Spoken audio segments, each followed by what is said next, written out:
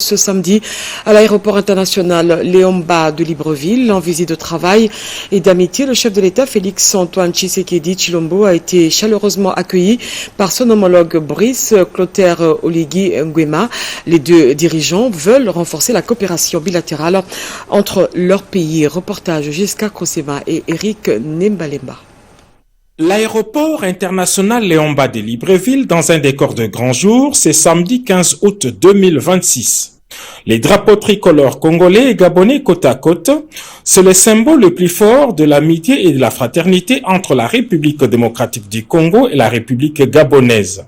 Le président Brice Clotaire Oligui Nguema est venu accueillir personnellement son hôte, le président Félix-Antoine Tshisekedi Tshilombo, en visite de travail et d'amitié au Gabon. Après l'exécution des hymnes nationaux et la revue des troupes, les deux chefs d'État ont échangé le premier mot d'amitié et de bienvenue au pavillon présidentiel.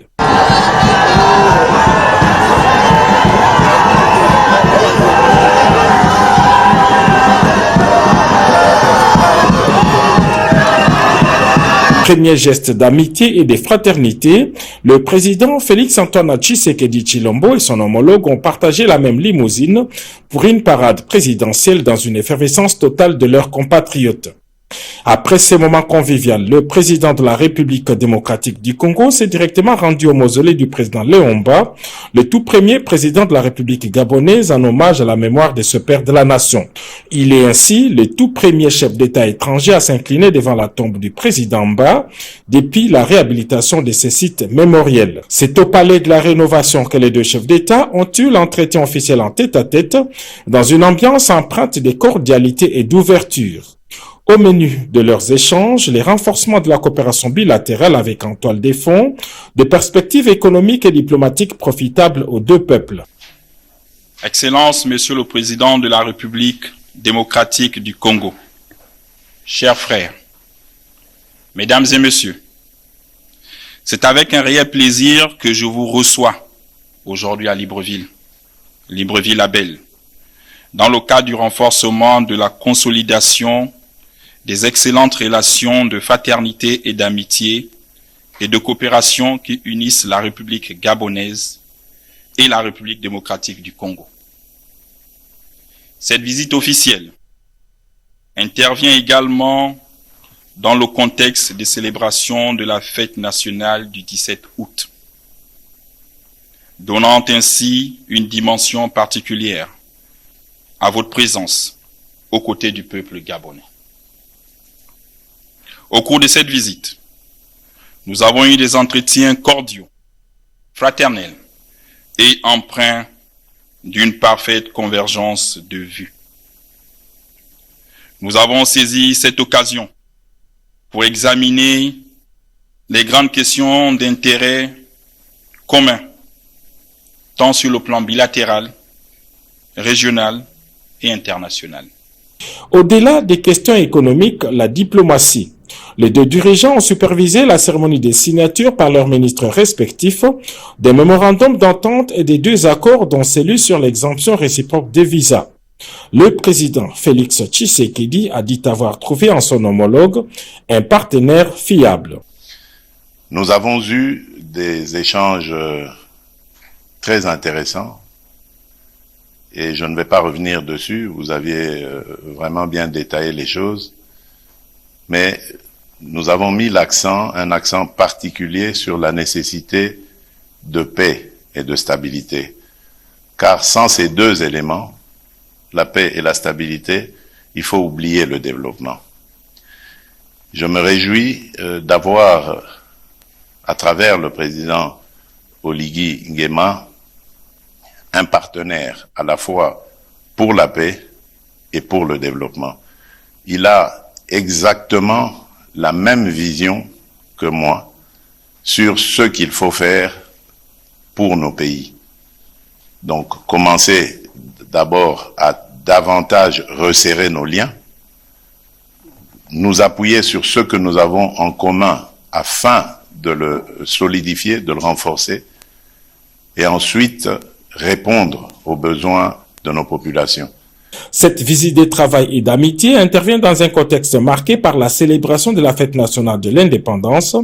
Le président Félix Tshisekedi sera parmi les chefs d'État invités pour les festivités et témoin de la mise en service de plusieurs infrastructures publiques. Entre-temps, le président Oligui Nguema a assuré le soutien total de son pays à la candidature congolaise de Madame Juliana Amato Lumumba au poste de secrétaire général de la francophonie. Scolaire 2026-2027 apaisée, effective et inclusive sur l'ensemble du territoire national.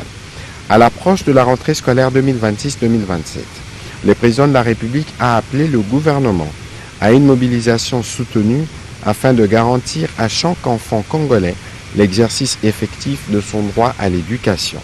Une attention particulière devra ainsi être accordée à la préservation de la paix sociale à travers un dialogue permanent avec les enseignants, le respect des engagements souscrits par le gouvernement et la consolidation des acquis de la gratuité de l'enseignement en vue d'assurer une reprise effective et régulière des enseignements dès le premier jour.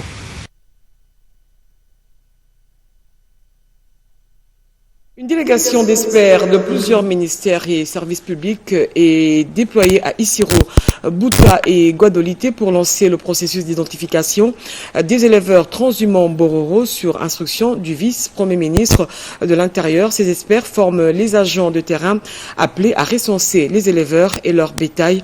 Une opération qui vise à prévenir les conflits liés à la transhumance dans ces différentes parties de la République. Bobo Anan Mokonzi nous en dit plus. C'est une étape indispensable pour la résolution des conflits liés à la transhumance des éleveurs Mbororo dans 3 provinces de la République démocratique du Congo. Conformément aux directives du vice-premier ministre, ministre de l'Intérieur et Sécurité Jekmen Tchabani, une mission interministérielle a été déployée dans le Haut-Ouélé, les Bas-Ouélé et le Nord-Ubangi. Le problème est urgent et très important pour notre province. C'est pourquoi nous avons reçu une forte délégation du VPM de l'Intérieur qui est descendu dans notre province afin que nous puissions discuter ensemble avec les gouvernements provinciaux.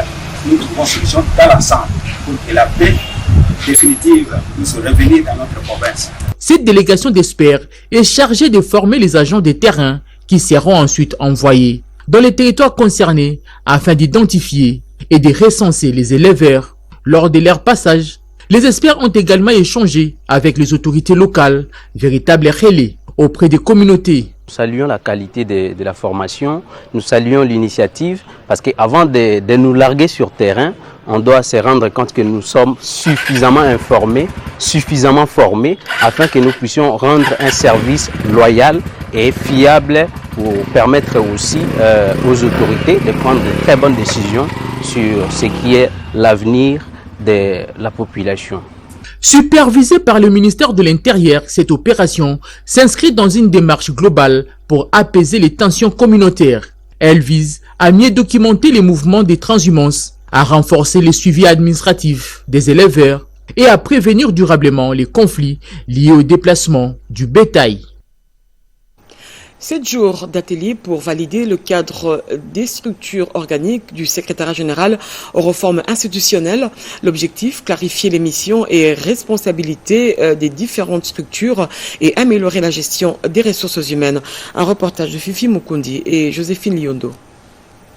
Face à la nécessité de contextualiser les outils juridiques et administratifs, le secrétariat général aux réformes institutionnelles a entamé la validation du projet de cadres et des structures organiques. Ce nouvel instrument devra notamment clarifier les attributions des différentes structures et favoriser une utilisation rationnelle des ressources humaines. Pour y parvenir, ces travaux réunissent les cadres et agents du secrétariat général aux réformes institutionnelles ainsi que des experts sectoriels. La vice-ministre Eugénie Tchela Kamba a honoré de sa présence la cérémonie d'ouverture de cet atelier. La secrétaire générale aux réformes institutionnelles, Colette Matango Senganya, a à cette occasion invité les participants à travailler avec abnégation afin d'obtenir de meilleurs résultats. Je vous invite tous à faire preuve d'assiduité, d'ouverture d'esprit et de sens de responsabilité durant les différentes étapes de cet important travail.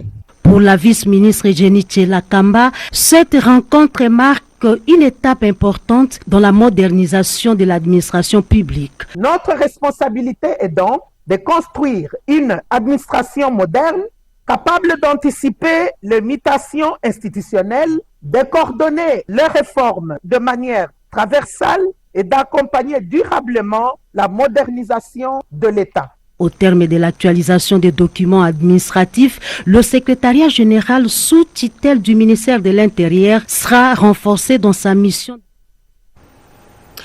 Les start-up congolais devraient bénéficier d'un cadre fiscal adapté à leur réalité. C'est ce qu'a annoncé le secrétaire général à l'économie numérique, François Meteta, à l'issue d'une séance de travail consacrée aux nouvelles taxes sur les services numériques. Un régime fiscal spécifique est en préparation pour accompagner la croissance des jeunes. Nono Mansekou pour ce reportage. Les inquiétudes des startups congolaises étaient au centre des échanges entre les ministres de l'économie numérique, Augustin Kibasamali Balou Balala, et une délégation d'experts du secrétariat général à l'économie numérique. Au cœur de la rencontre, les interrogations suscitées par les récents arrêtés interministériels fixant les taxes et impôts applicables aux services numériques. Face aux craintes exprimées par les jeunes entreprises technologiques, le secrétaire général à l'économie numérique, François Meteta rassure. Tout ce qui est start-up n'ont pas à s'en faire. L'excellence va pouvoir le recevoir pour qu'on puisse fixer ensemble ce qu'ils devront payer. Mais dans l'entretemps, nous les appelons à venir en passant par l'UPMEA, se faire enregistrer sans payer un frais quelconque. Ils ont tout intérêt à pouvoir collaborer avec nous pour que nous puissions voir ensemble qu'est-ce qu'on peut faire en leur faveur surtout et pour notre pays. Les ministères entendent ainsi éviter que la fiscalité ne devienne un frein à l'innovation et à l'entrepreneuriat numérique. Un dispositif spécifique est en préparation pour les startups pouvant ainsi définir leur statut, fixer des seuils adaptés et déterminer une fiscalité tenant compte de leur niveau de maturité financière. En attendant, les startups sont invitées à se faire enregistrer auprès de l'IPMEA. Cette identification doit permettre au ministère de constituer un répertoire national des jeunes entreprises technologiques et de mieux les mettre en relation avec les investisseurs et partenaires intéressés par l'écosystème numérique. Femmes africaines en action, leadership, innovation et impact. C'est autour de ce thème que s'est clôturée la Journée internationale de la femme africaine, célébrée le 31 juillet de chaque année à travers le monde. À Kinshasa, une quinzaine d'activités ont été organisées, notamment par le ministère du Genre, Famille et Enfants. Un reportage de Diane Balaka.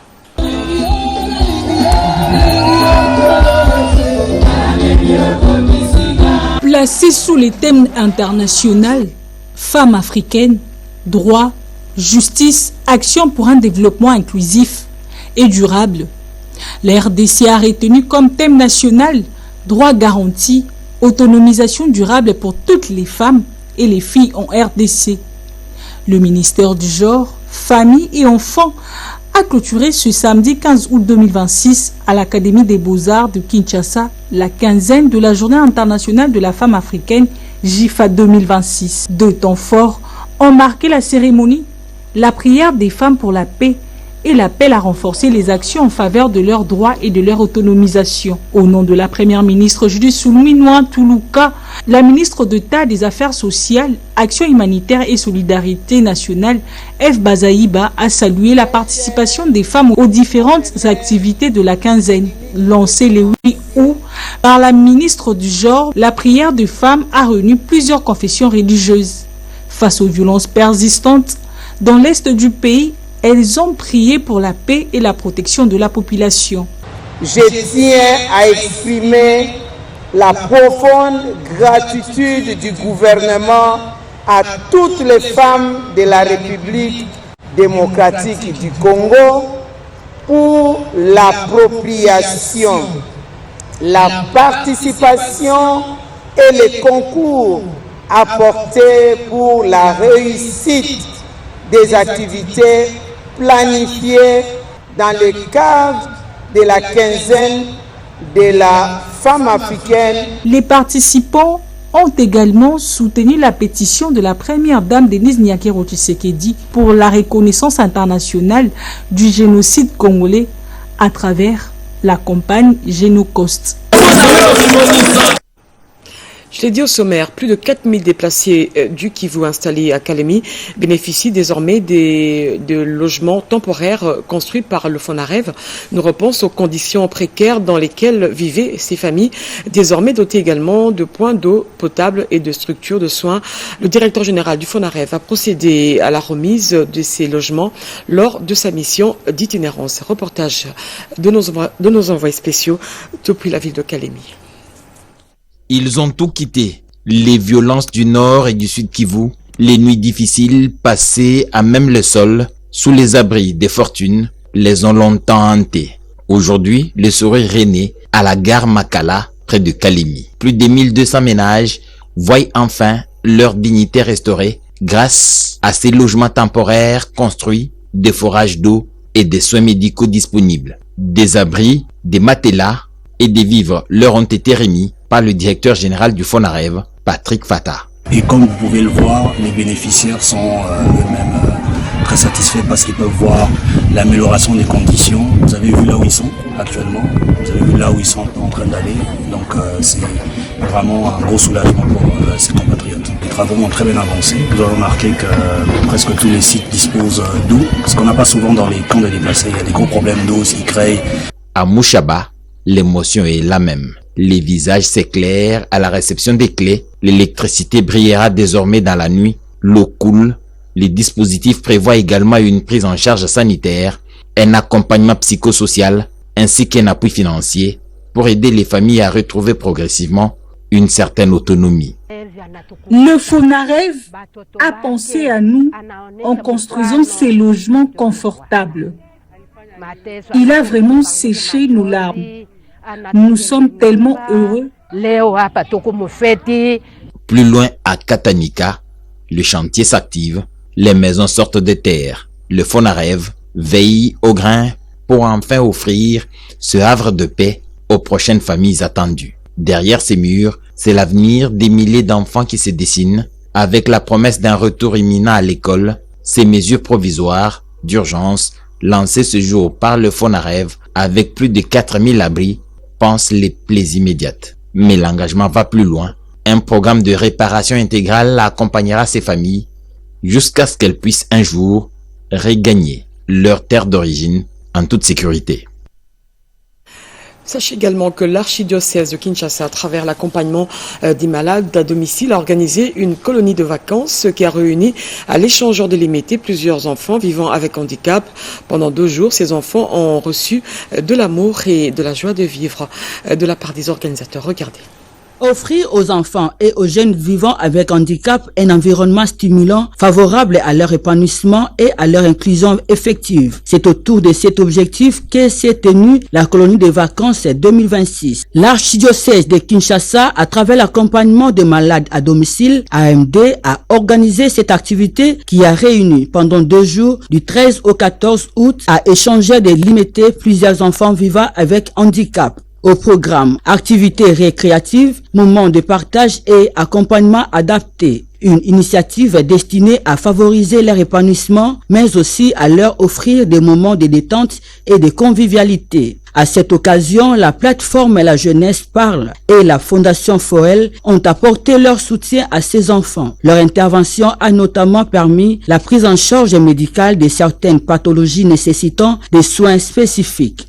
L'archidiocèse de Kinshasa qui accompagne les enfants malades. En tout cas, je n'ai pas hésité de venir apporter de l'aide. Un enfant handicap n'est pas condamné à ne pas faire d'activité, de ne pas être utile dans la société. Ce que je peux dire à mon gouvernement, c'est de ne pas les abandonner, de les encadrer ou toutefois de nous donner des moyens parce que nous sommes l'âme du secours. Et nous aimons faire ce travail, nous le faisons avec le cœur. Mais des fois, nous sommes limités par le moyen. Au-delà des activités de loisirs, cette colonie se veut ainsi un espace d'inclusion, de solidarité et d'accompagnement afin de permettre à ces enfants de vivre pleinement leur jeunesse et de retrouver les sourires. Norbert Bassingesi, deuxième vice-président du Sénat et autorité de l'Alliance des nationalistes pour un Congo émergent, a réuni, les membres de sa formation politique. Ensemble, ils ont passé en revue la situation sécuritaire du pays, notamment à l'est de la RDC. Pour l'ANCE, la sortie de la crise qui se vit dans les provinces sous occupation passe d'abord par l'unité nationale et le respect des accords internationaux. Il est au micro de Malumbela. L'ANC félicite et encourage Son Excellence Félix Antoine Tshisekedi Tshilombo, président de la République, chef de l'État, pour tous les efforts visant à ramener la paix et la sécurité à l'est de notre pays. Notamment l'éloignement des FDLR pour couper les prétextes au Rwanda, l'envoi de 3 officiers à Goma pour faire partie du mécanisme de surveillance de cessez-le-feu, le retour de quelques prisonniers de guerre issus de l'AFC M23 par le biais du CICR à Goma.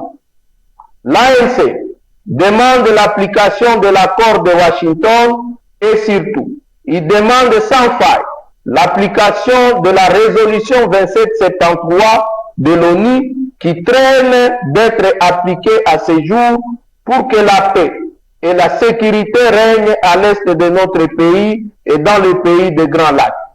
L'ANC salue l'annonce du dialogue national et inclusif par le président de la République, chef de l'État, son Excellence Antoine Tshisekedi Tshilombo, et appelle toutes ces structures au niveau local, territorial, urbain, provincial et national de constituer des commissions de réflexion sur la matière à mettre en place dans le cahier de charges que l'ANC pourrait présenter au dialogue. Former une nouvelle génération des chercheurs capables de répondre aux défis de l'Afrique, c'est l'objectif d'un partenariat entre l'Université de Kinshasa et l'Université Hassan II du Maroc et l'Académie africaine de consulting et du génie. Un séminaire international a réuni jeudi dernier scientifiques et étudiants venus de plusieurs pays africains. Jacques Kabouaba nous en dit plus. L'amphithéâtre 14 de l'Institut national des arts à Kinshasa a servi de cadre le jeudi 14 août à un grand rendez-vous scientifique. Étudiants, thésards et professeurs venus du Maroc, du Bénin, des Côtes d'Ivoire et des provinces de la République démocratique du Congo rassemblés pour repenser la recherche scientifique en Afrique. Au cœur des débats, la nécessité et urgence de former des chercheurs résolument tournés vers les réalités africaines. Parmi les éminents intervenants, le professeur et général de police Alain Alissa, aux côtés d'autres experts, a soutenu l'idée phare de cette rencontre, la création d'une université panafricaine, une institution destinée à éveiller la conscience scientifique et booster le développement du continent. Cet événement a également été marqué par la remise officielle des brevets de participation au TESAR ayant suivi les enseignements en ligne de l'Université de Maturu au Congo. Une occasion pour les recteurs de cette institution publique, professeur Massandi Malondo, de rappeler la vocation patriotique de son université fondée pour honorer la mémoire et les sacrifices des martyrs des guerres subies par la République démocratique du Congo. Une université qui n'a pas de partenaires internationaux n'est pas une.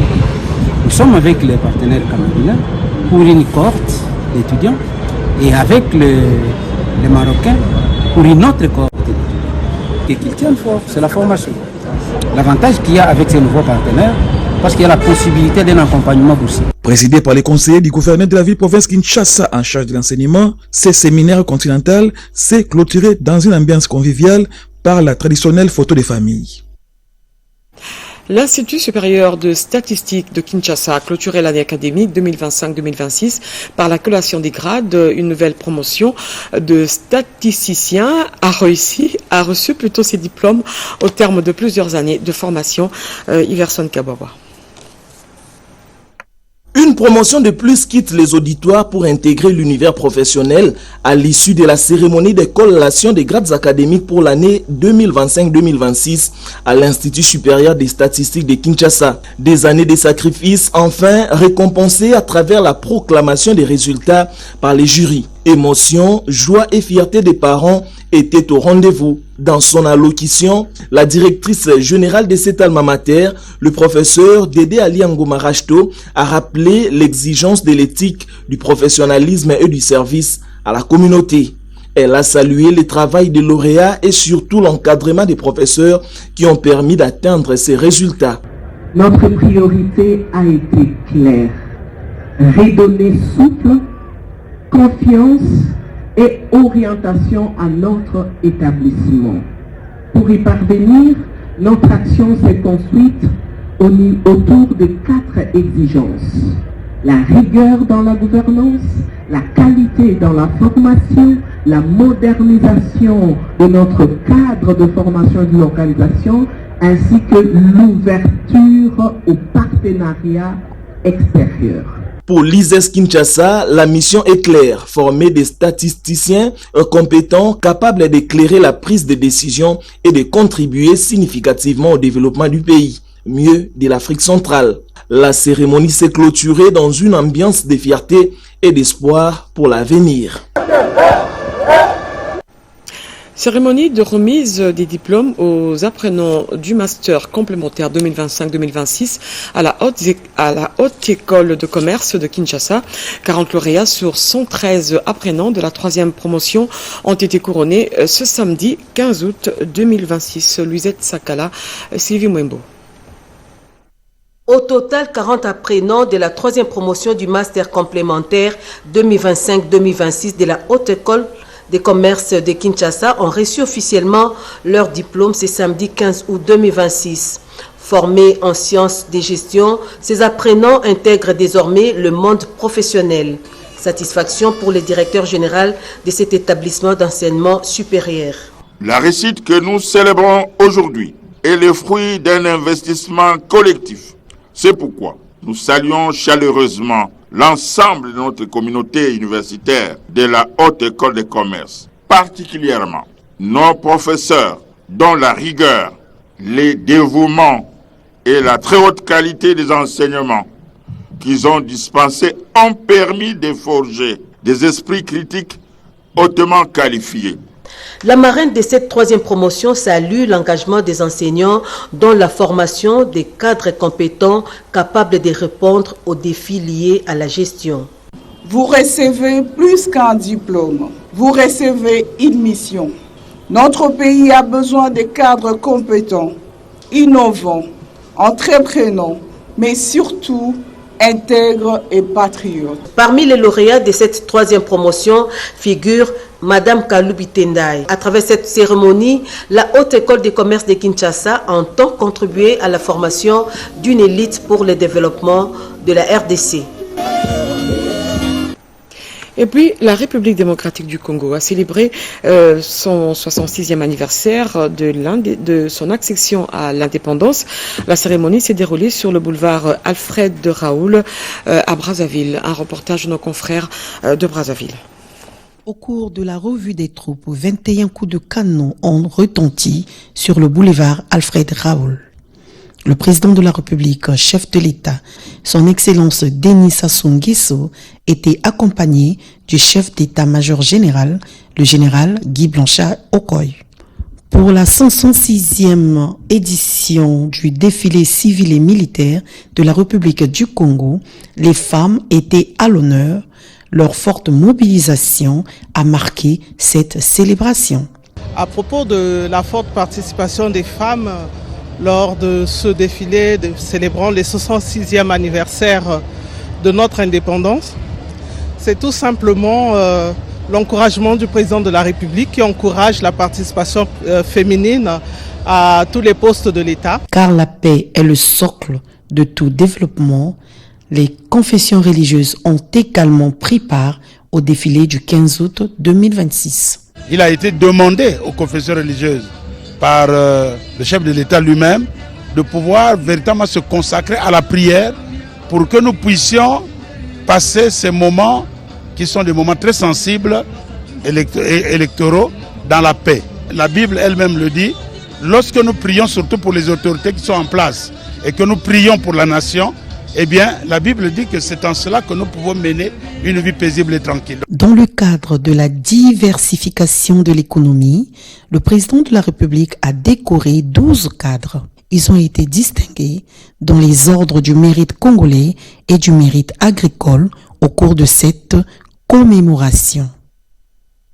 Vous Compris qu'il s'agissait de la République du Congo. Et puis, l'ICM Mwanza, territoire de Massimaniba, province du Kwilu, vient d'être doté des nouveaux bâtiments. Le ministre du Tourisme, Didier Mazenga, l'a inauguré hier au nom du ministre de l'Enseignement supérieur et universitaire, Vital Paga. Évoluant longtemps dans des conditions déplorables, l'ICM Mwanza fait aujourd'hui peau neuve. Avec à la clé 3 bâtiments imposants, dont 6 auditoires, laboratoires et bâtiments administratifs. Ces infrastructures sont à mettre à l'actif du ministre du Tourisme, Didier Mazenga Mukanzu, qui, par cette réalisation, rejoint la vision du chef de l'État, Félix Antoine Tshisekedi Tshilombo, dans le volet PDL, Programme du développement de 145 territoires. Le passage ici à Mwanza, j'ai constaté qu'il y avait un arrêté pour cet institut supérieur médical, mais je n'ai pas trouvé des infrastructures. Et pour accompagner la vision de son Excellence, Monsieur le Président, nous inaugurons ces œuvres par mon engagement déterminé de pouvoir accompagner la population.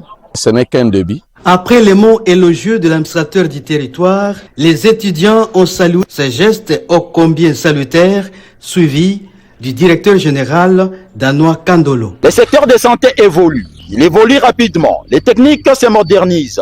Les exigences réglementaires augmentent. C'est pourquoi nos infrastructures doivent être accompagnées par une gouvernance pédagogique dynamique. S'en est suivi la coupure du ruban symbolique et la visite des installations par l'assistance dont le représentant de la ministre de l'Enseignement supérieur et universitaire et l'ancien vice-gouverneur du Kwilu. Le ministre du Tourisme Didier Mazenga Mukanzu a promis de s'investir davantage aux côtés du gouvernement pour doter l'ICM Mwanza d'un centre informatique digne de ce nom, des hommes des étudiants et logements pour professeurs.